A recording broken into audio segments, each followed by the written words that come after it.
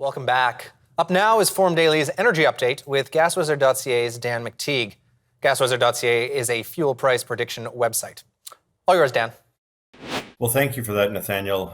It's going to be another turbulent week in gas pumps and, of course, the price of energy generally.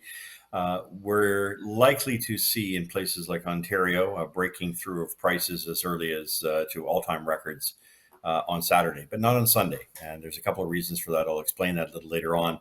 But if I start from out Western Canada, with Vancouver and Victoria pushing into the 234, 235 range, they're not likely to break the price record we saw last weekend, where they hit 236.9, a little less in Victoria, although they're playing a little bit of catch up there. BC's interior at 210 to 215 a litre. Places like Prince George, 216. I'm not seeing much in the way of change. And I would say the same applies really for Kelowna and Kamloops. The only real difference there is gas stations playing with their 8-9 cent retail margin. So some days it might be a little higher, some days a little lower, but no significant decreases. Alberta will continue to range between $1.88 and $1.91, Edmonton and Calgary, respectively. Same for the rest of the province. Saskatchewan, again, remaining in the 205, 207 range. Same for Manitoba. Northern Ontario, the Sudbury issue there is a little disturbing, where we see prices are as high as $2.24 a litre. That means gas stations are picking up, 16, 17 cents as a retail margin. Those are pretty generous, although earlier in the week, gas prices were actually cheaper in Sudbury than they were in Toronto. Go figure, even though the wholesale price is about 3 cents higher. Toronto, Ottawa, London, Hamilton, Niagara, Windsor, Barrie, all of these Southern Ontario major communities are going to see $2.15 a litre on Saturday. But I would say that those are going to drop probably down to about back to $2.11, $2.10. And of course, for Montreal, going as high as 224.9 on Saturday, coming back again to about 220, 219. And for the Maritimes, we've seen Newfoundland drop prices a little bit. Gas taxes are down 7 cents a litre.